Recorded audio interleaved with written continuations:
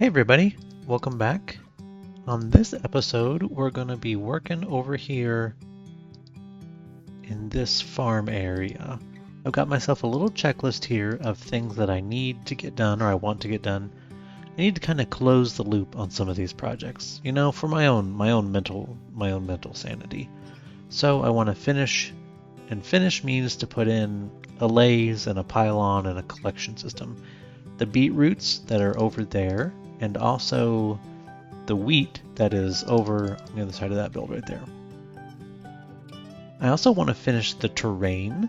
I've got some down here that I'll show you in just a minute, but I want to get the terrain cleaned up, kind of all, maybe not right up there, but all the rest of this area. And then we're going to do a before and an after tour. So we'll go ahead and get started on the before tour. Over here, this was a lot of moss and wool, and I just kind of put in a little bit of gray. I wanted a little break in that color, and there's some more places. This is not the final version. This is not its final form, but this is pretty good for what it is. Add some different blocks in there too. Did something very similar here using stairs and walls and moss and vines. Just kind of giving this more texture, more life. Make it look a little more natural, I guess. And this bridge was always going to be stone in my mind. I was going to have the stone kind of crawl up and come across and then come down over here. And so this will end up looking very similar to that. I also see that this bridge needs to have a little more, more shape. Yeah, I'll think about that. And we'll come up here to the carrot farm. There was a big build here, but I took it down. I wasn't thrilled about having the allays stuck in there. Plus, if one got out, then it was a huge hassle trying to get them back in there. It was actually a lot of trouble whenever I was initially building it. So I just thought, I'm going to open it up. It works well with the potatoes over there. I've got more potatoes than I know what to do with. So let's see if we can do something similar with the carrots. The carrot farm is going to have just a smaller footprint overall than the potatoes. That wasn't really intentional, it's just kind of how it's playing out. I might be able to expand it over this way some, but I want to test something first. I want to test the sweet berries. Now I know sweet berries will prevent mobs from walking on either side of it, but what I'm really curious about is this elevation change. Like, can that guy come up to here and then jump kind of diagonally across that one and end up over here? Or can a zombie come up here and kind of jump diagonally down there? I'm really curious. We'll have to find out. So, if it does work though, I'm going to do a lot more of this. Take down some of the fence. You know, I'm not happy with this kind of moss wall, retaining wall I've got going on here, but it is what it is for now. We'll get it cleaned up. We'll figure it out and get it cleaned up. So a couple of days ago on stream, I actually put in this, and hopefully you guys can join me for a stream sometime. I'm not scheduled on it yet. Still trying to figure out what will work and what's the good times and stuff. And sometimes my wife streams with me and she has commentary. She doesn't play Minecraft, but she likes to talk and look at things and make comments, and it's a lot of fun. This started out actually with the idea of being a place for the villagers to come and sleep, because I noticed that I think 3 of them had gotten picked off. So I thought, well, just have them come in here and sleep. It generated two problems. The first was they started breeding, which was actually kind of beneficial because then I didn't have to replace them, right? But they bred past the six that were there. The second is they started spawning iron golems, and that's a big problem because I have an iron farm not that far over there. And I didn't want this to mess with that. I also didn't want an iron golem wandering around smashing all the crops, because these guys do a good enough job of that on their own. So I yanked all the beds out and just threw in, make it like a workspace almost. I didn't have a strong design for this now. I had a better design for when it was going to be beds, but since I had to abort that plan, I'm not 100% sure on it. But I'll come up with something that's on the list. This is my upper potato guy. You can see I've linked him up now with these other ones. So the allays can get me even more potatoes. Really like this. Really like this up here. This shelf and bookshelf thing. Anyway, sorry if you hear my mic popping. This is, funnily enough, actually my third time recording this, because every time I listen back to it, there's a random mic pop. Several, actually. So I don't know what's going on. I've been messing with my audio filters, and maybe I need to bring them down just a little bit more. So maybe I'll do that before the next segment. Anyway, over here, beetroot. Beetroot's going to be over here. I'm going to put in the pylon right here and kind of have it mostly up at this level and a little bit up there. Maybe a little bit up there, but I think that height is going to be too high.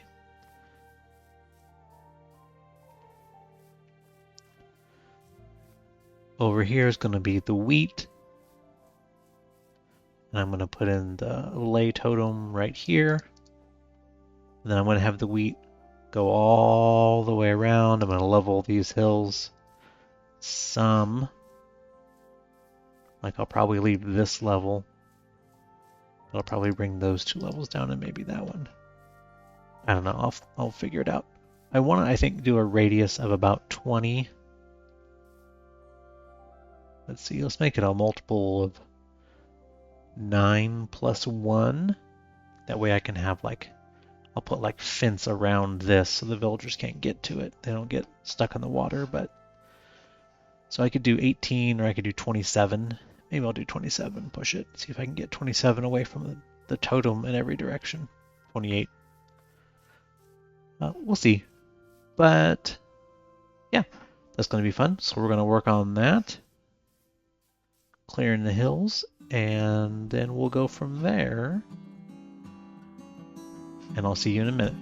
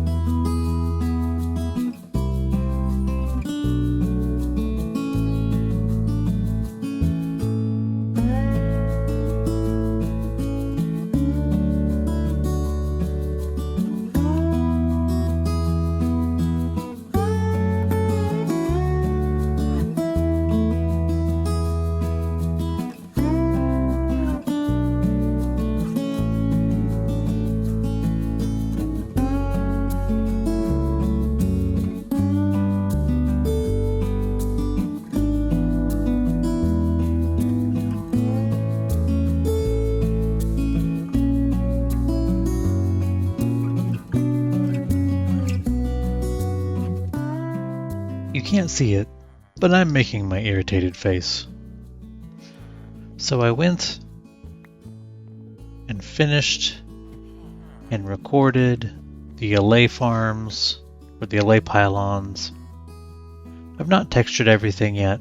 That was way too lofty of a goal for the amount of size and scale that this wheat farm ended up being. And I recorded, and my recording software recorded a black screen the entire time. So that's fun. So let me just give you the quick walkthrough, and summarize kind of. I'm going to have to come back and do the texturing another time. See, that's still untextured over there. This is all untextured. But this big old massive wheat field took a lot more time and energy than I thought it was going to. Traditional, like, I thought I was probably better than I really am, maybe. This shouldn't be here. Let's go ahead and... It should all be like this. Or is that... Oh, this is too far away. These are off-centered, aren't they? Oh, that's gonna bug me.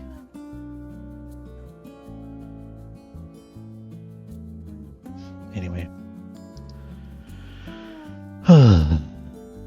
These things happen, though, as you learn a new skill. I think pretty much any skill in life, as you learn and you grow, you make mistakes and you mess things up, and you've got to just kind of go with it and learn, I guess. And you'd think I'd have learned by this point, but I'll get there. So this is the big old wheat farm. We've got a allay pylon in the center, and I've got 2 allays in here. There's one, there's the other one. They throw the wheat in. Oops, didn't want to do that. They throw the wheat in, and we've already collected some. I found out that the villagers will throw wheat at each other instead of bread, which is nice. I was concerned that they were going to throw bread, but I figured I'd just go for it anyway. And, because I wanted to complete it. I kind of set out with this mission to do all 4 of the crops with allays, and like the farmer villagers harvesting them, and the allays grabbing the crop and throwing it in there. So, and I'm going to cover everything with either moss carpet or wool carpet eventually. And then this is the humble little beetroot field. That's fine. You can scoop up all the beetroots and leave them the seeds. That way they can plant faster. So I think next episode is going to have to be some texturing and cleaning up some of these floating things, right? I want to put maybe like a little house in here even, or maybe like a gazebo type thing, and kind of decorate up some of these other empty patches. Could put like a gazebo-y thing over here if I wanted, maybe. Well, let's just toss this over here for now. Yeah. Yep. That was about it. Quite frustrated with myself that I lost that good 30 minutes of footage, raw footage that I could have chopped up and used, but it is what it is, right? We got this done. Next episode, we're going to do texturing, cleaning up all of this farm area, and then I think most of what I want to do over here is done. And the why behind all this is when I set off to do a bigger build, like I'm thinking about maybe doing some of the stuff that I use in my D&D campaign. I use a homebrewed world. If I set off to build some of those builds, I want a place that I can come back to in case I break a pick, fall in the lava in the nether, that kind of stuff. And so this gets me a good home base where I can come back, I can trade up. I need to do the enchanting setup with the villagers, the villager librarians. Then I can come back and I can get tools and I can set off again to go do what I was doing. I thought about going and, I'm kind of on the fence about going and getting shulker boxes at this point. The extra storage would be really great, sure. But I don't know. There's something kind of nice about just moving around the world with your feet. And it gives me an excuse to make a bunch of bridges over these rivers and stuff. And you really kind of get a better feel for a world from the ground first, I think. But then again, I'm not a professional builder, so who knows? Maybe it would be better to go get shulker boxes pretty soon, but I don't think I'm going to. I think I'm just going to kind of take my time and ease into it. Thanks for hanging out. Sorry we didn't get through all of the goals this time. I'll set my sights lower next time. And like and subscribe if you're enjoying the content, and we will see you later. Bye.